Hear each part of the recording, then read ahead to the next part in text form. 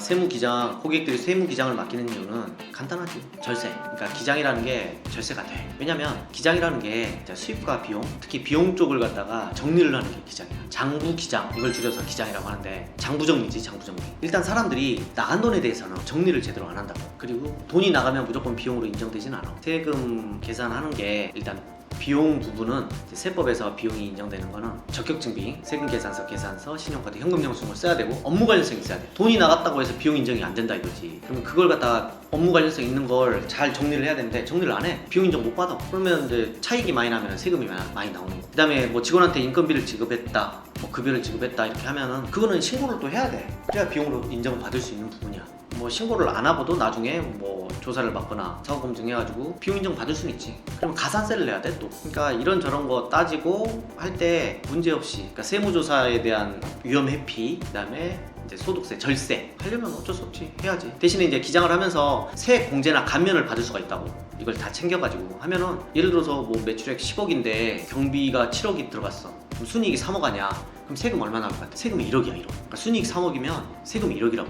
세금 1억 다 낼 거야? 이 세금 1억 다 낼 거면은 기장을 왜 해? 그럼 거기에 맞는 이제 세액 감면이라든가 공제라든가 이런 게 있을 수 있어. 뭐 중소기업 특별세액 감면, 창업 중소기업 세액 감면, 고용중대 세액 감면, 사회보험 세액 감면, 기장세액 공제부터 해서 그런 거 들어가면은 세금 1억 나올 게 뭐 3천, 4천, 1천, 2천 요 정도만 되고 될 수 있다 이거지. 감면 뭐 6, 7천 받을 수 있고 그런 게 사실 좀 크지. 비용 부분도 마찬가지. 뭐 비용 7억이라고 했지만 자기가 나간 돈이 7억이야. 그렇다고 해서 이게 다 비용 인정될 수가 없어. 비용이 만약에 6억만 인정됐다 해봐. 그럼 차익이 4억이야? 그럼 세금이 얼만데? 그러니까 비용 부분을 꼼꼼하게 잘 정리를 하고 세액 공제나 감면 정확하게 공제받고 해서 절세를 하는 거지. 그래서 기장료하고 조정료 주는 게 훨씬 더 그 이상의 절세를 할 수 있는 게 기장이지, 기장. 세무사한테 그 돈 주더라도, 그리고 세무사 입장에서는 그 돈 받고 그 이상의 절세를 해줘야지 이게 의미가 있지. 안 그러면 왜 맡겨? 안 그래? 그러니까 우리 직원들도 좀 더 그런 거 신경을 써야 돼. 세액 공제나 감면. 그래서 비용 부분, 그 다음에 이제 매출 누락 있는지 없는지. 이제 세무조사에서 제일 중요한 포인트가 매출 누락이거든. 그러니까 수입에 대한 매출 누락을 안 하고 그 다음 걸 넘어가서 조사를 받게 되면은 비용 부분 편안해.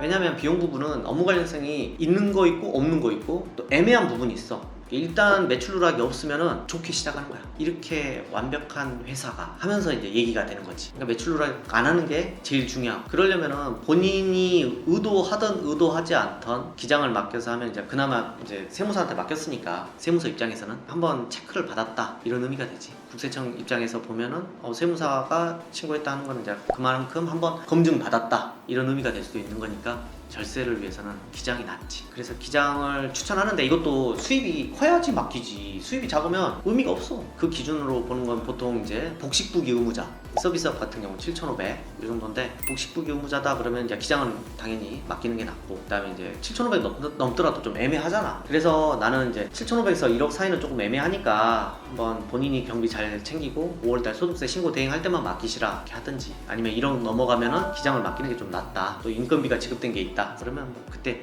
기장 맡기시라고 하지. 기장이 절세에 도움되고 세무조사에 대비가 된다. 그래서 기장을 맡기는 이유가 됐지. 나 같은 경우는 이제 기장을 뭐 여러 업종 하긴 하지만 이제 대부분이 치과, 병원 이쪽이 좀 많고, 그다음에 개발자들. 내가 또 IT 쪽에 관심이 많아가지고 하다 보니까 또 그쪽이 됐고. 그 이유가 있나요 혹시 전문하시는? 소문이나 그쪽 그룹에서 잘한다 하면은 많이 오셔. 그러면 이제 많이 오면 내가 또 많이 하니까 또 많이 하다 보면 전문가가 될 수밖에 없고 그렇게 되더라고. 종합소득세 전문으로 하는 거는 이제 5월달에 또 사람들이 신고대행 많이 맡기고 해서 그렇게 됐지. 그러니까 많이 하니까 많이 또 일을 하면 거기에 전문가가 될 수밖에 없어. 그러니까 수술을 100번 한 의사하고 10,000번 한 의사, 누가 더 손재주라든가 의술이 좀 뛰어나겠어? 그렇지. 이건 어쩔 수 없어. 많이 했고 다양한 케이스를 접하다 보니까 자연스럽게 되더라고. 그래서 어떤 케이스라든가 어떤 경우라든가 거의 다 해결되지, 소득세 부분에 있어서. 그러니까 재밌고, 직원들도 그 반복된 업무, 그 다음에 이제 좀 어떻게 보면 루틴할 수도 있긴 한데 거의 단련이 됐지, 습관이 됐고. 그래서 이제 업무 패턴 자체도 이제 좀 표준화됐고 편안하지. 그래서 이제 워라밸이 가능한 거야, 이게 되니까. 업종이 너무 많아. 막 이것저것 막 다 해. 그러면 글쎄 힘들 텐데. 앞으로는 나도 이제 계속해서 이제 사무실 운영에 대한 고민도 좀 있고, 조금 더 좀 시스템화 돼가지고 좀 체계화되고 직원들 교육 같은 거, 네, 교육 프로그램을 좀 더 강화시키고 그 다음에 이제 직원들 워라밸 좀 더 강화하고. 아니 왜 이런 생각을 했냐면 내 이번 휴가를 저기 바닷가 쪽으로 갔잖아. 맛조개를 잡으러 갔는데 한 마리도 못 잡았어. 그래도 좋더라고, 출근 안 하니까. 그래서 아 이거 역시 직원들 휴가 좀 많이 쓰고 이렇게 나와서 여행 갈 수 있는, 물론 이제 코로나 때문에 힘들긴 하지만 리프레시 하는 게 좋구나. 근데 부작용이 있어. 출근하기가 싫어. 또 한 가지 또 있는데, 내가 유튜브를 이제 본격적으로 시작했으니까 음버트 한번 따보고 싶어. 근데 사람들이 구독도 안 하고 안 봐. 그래, 부담이 없어. 내가 하고 싶은 말 막 하는 거야. 그렇지. 그냥 사업하시는 분들, 그러니까 사업의 달인이나 채널 만드는 것도 뭐 내가 뭐 사업의 달인 이런 게 아니고 그냥 종합소득세, 절세 이런 걸 통해서 이제 구독자들이 사업의 달인이 되라 이거지. 절세를 잘하는 것도 진짜 사업의 달인의 요건 중에 하나야. 내가 느껴본 게 그거야, 일을 하면서. 왜냐면 안타까운 케이스가 많어. 정말 매출액은 높아졌어. 좋대. 정신없이 일만 해.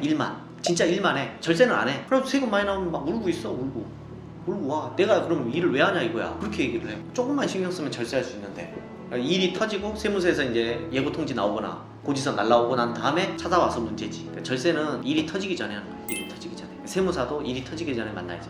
그럼 그 일이 터지기 전이 언제냐면 돈이 움직이기 직전이야. 돈이. 장사를 하면 돈이 들어오잖아. 돈이 움직였잖아. 그 직전이야. 장사 시작하기 전에 세무사를 만나 상담을 해야 돼. 내가 사업을 하려고 하는데 어떻게 절세를 해야 되냐, 방법은 뭐냐, 이렇게. 부동산을 팔 때도 마찬가지. 돈이 움직이기 직전에 상담을 해야 된다고. 돈이 언제 움직여? 계약금 들어오기 직전에 세무사를 만나서 절세 상담을 해야 돼. 그게 타이밍이야.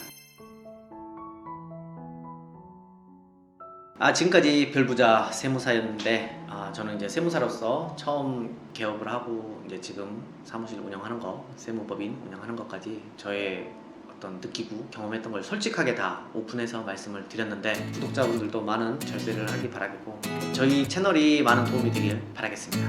감사합니다. 지금까지 별부자였습니다. 안녕.